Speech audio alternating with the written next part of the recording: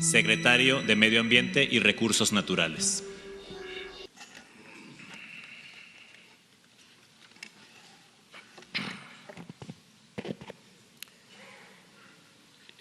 Muy buenos días, señor presidente. Muy buenos días, distinguida asistente. Muy buenos días, compañeros y compañeras de la prensa, de los medios de comunicación.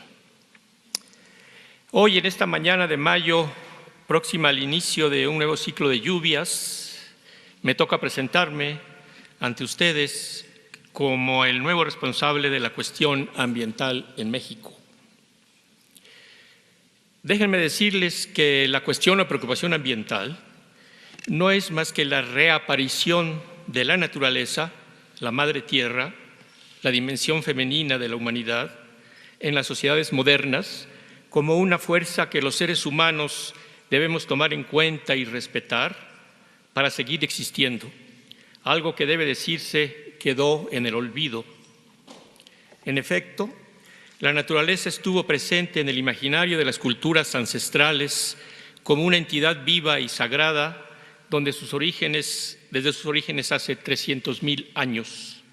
Y fue solo con el advenimiento de la modernidad materialista, tecnocrática, patriarcal y mercantil, que la naturaleza se convirtió en un ente a ser dominado y explotado, en un recurso natural externo, en un capital natural, en una máquina a ser analizada y escudriñada por el ojo frío, objetivamente frío, de una ciencia al servicio de la acumulación de la riqueza. Así nos ha ido, así nos fue y así nos irá. Esta conciencia ecológica, que suma día con día a millones y millones de seres humanos en todo el mundo, nos permite visualizar de manera diferente a la política. 3 dimensiones alcanzo a visualizar. Primero, bajo la perspectiva de la conciencia ecológica, la habitual geometría política de izquierdas y derechas desaparece para ser reemplazada por una nueva y sola disyuntiva. No hay más que políticas por la vida y políticas contra la vida o políticas hacia la muerte. Visto globalmente, este dilema se traduce en políticas que enfrían el clima del planeta y políticas que lo calientan. Cada vez vamos a ir conforme pase el tiempo, vamos a ir cada vez más definiendo todo esto en términos de lo que sucede con el cambio climático. O defendemos la vida o la continuamos aniquilando en nombre del mercado, la tecnología, el progreso, el desarrollo, el crecimiento económico y un largo etcétera.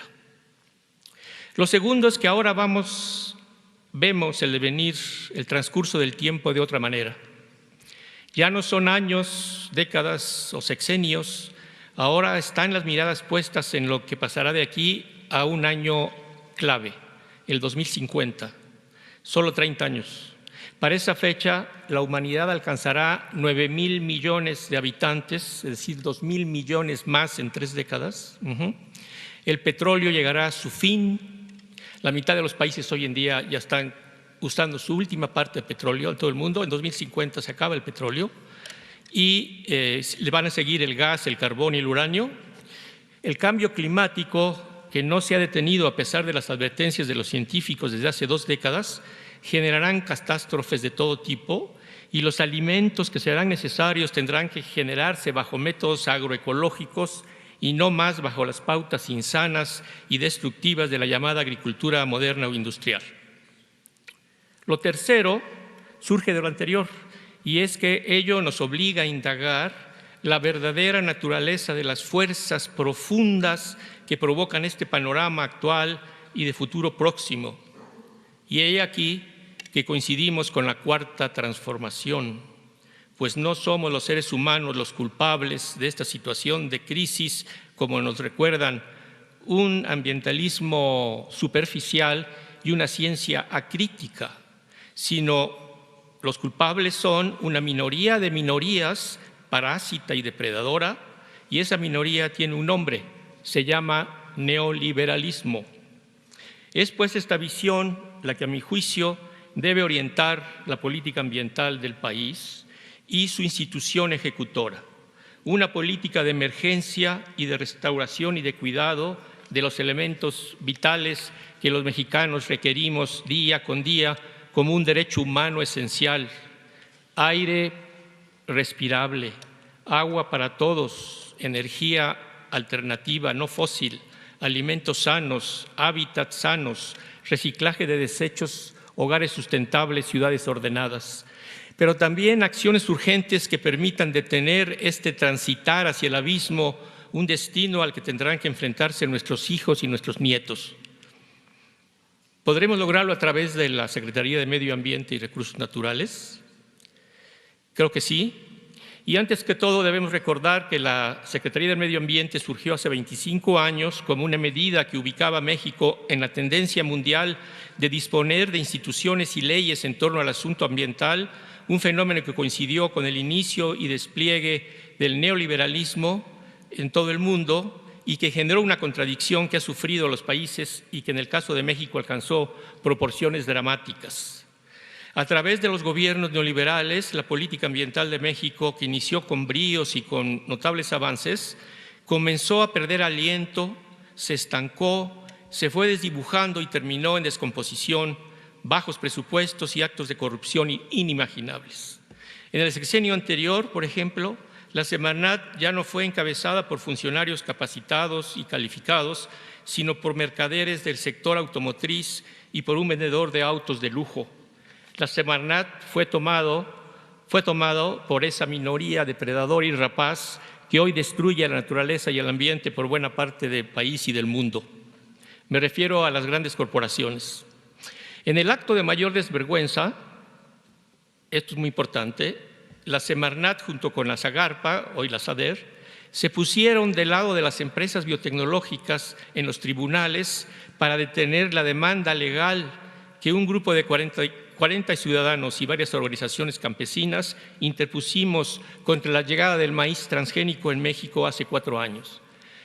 La pérdida del maíz en México por contaminación genética sería el quiebre de un proceso histórico de por lo menos 7,000 años. México es hoy, digamos, soportado por la civilización mesoamericana y este legado cultural, esta historia, como nos ha señalado el presidente, es fundamental. Necesitamos, pues, rescatar a la Semarnat de esa inercia para ponerla al servicio de la sociedad mexicana. Necesitamos promover leyes contra el fracking, contra el maíz transgénico y otros cultivos, por el agua para el uso humano, por la defensa de la biodiversidad, etcétera, etcétera. ¿Qué tenemos de nuestro lado? Muchas y muchos. Primeramente, un gobierno antineoliberal sustentado por 30 millones de votos y una sociedad cada vez más consciente que aglutina desde cientos, quizás miles de comunidades indígenas en resistencia ante los proyectos depredadores, lo que llamamos aquí el México profundo, que además ahí están las claves en todo el mundo para salir de la crisis del mundo moderno, hasta sectores urbanos, jóvenes de universidades, resistencias barriales, maestros democráticos que me consta han hecho esfuerzos para generar una conciencia ecológica entre los niños de las primarias en el país. La Iglesia católica que sigue la teología de la liberación ecológica a partir de la promulgación de la encíclica Laudato Si. Debemos entonces, creo, volcar a la Semarnat hacia los ciudadanos y hacia los colectivos. Debemos ciudadanizar la política ambiental. El país también dispone de los suficientes talentos, expertos y especialistas en ciencia para fundamentar técnicamente las decisiones y las acciones de la Semarnat y para alcanzar una ciencia para la sustentabilidad con ética y con conciencia. Vamos a procurar resarcir esta calidad científica y tecnológica. La última fortaleza, y con esto termino, es practicar el diálogo, como nos lo ha mostrado y demostrado el presidente López Obrador en estos meses. Solo la crítica y la autocrítica bien templada logrará madurar a la sociedad mexicana. Agradezco finalmente desde mi corazón al presidente de este maravilloso país su confianza y amistad. Muchas gracias.